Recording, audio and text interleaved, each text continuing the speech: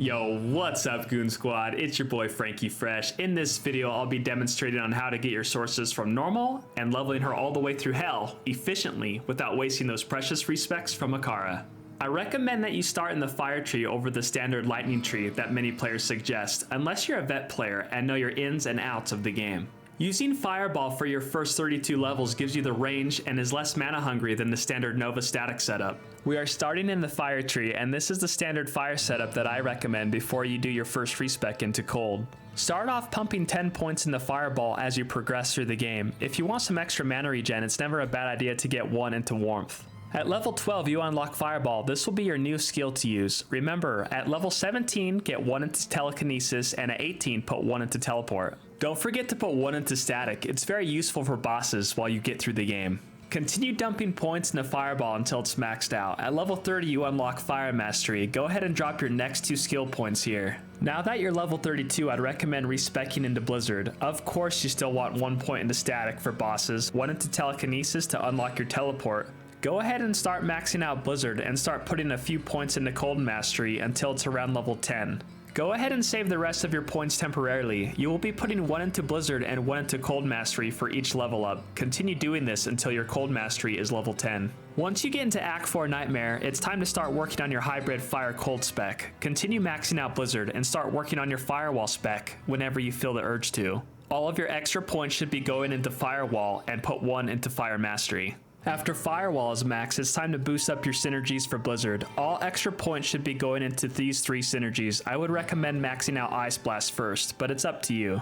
Obviously, this doesn't matter as much if you're playing on Battle.net because you can always find help. But this hybrid spec is necessary if you're playing single player, which I believe many of us will be doing, including myself, since there will be no ladder start at launch. For Statities, I'd recommend getting 25 strength and putting the rest of your points into vitality and energy during your early level grind. After your respec at level 32, I'd suggest ignoring energy and just getting enough strength to wear the gear you're currently using while dumping the rest of your points into vitality. It's not a bad idea to save around 20 to 30 stat points just in case you find a sweet piece of gear that requires more strength to use. For your normal gear setup, I'd recommend farming a stealth and a leaf staff. You can find these runes from normal Countess in the beginning of your playthrough. You're looking for rings and an amulet that have 10% faster cast rate, a 10 FCR wand that you can shop from Akara in Act 1. For the rest of your gear, you're pretty much just looking for life, resistances, faster hit recovery, and faster run walk on boots. Be on the lookout for a 3 open socket shield during your playthrough. You can always shop one in Act 2. You will be making an Ancient's Pledge shield after you save the soldiers in Act 5. When you get into Nightmare, it's time to start farming for your gear upgrades. I'd suggest doing some normal cow runs so you can find a white-based crystal sword or broadsword. Finding this sword in normal cows will guarantee 4 open sockets if you Larzuk socket quest it in Act 5. You can also upgrade your helmet to a lore helm. You can find all of these runes from normal cow runs or Nightmare Countess. If you end up getting lucky and find a Lum rune, you can upgrade your armor to a smoke, which will give you 50 all resistances.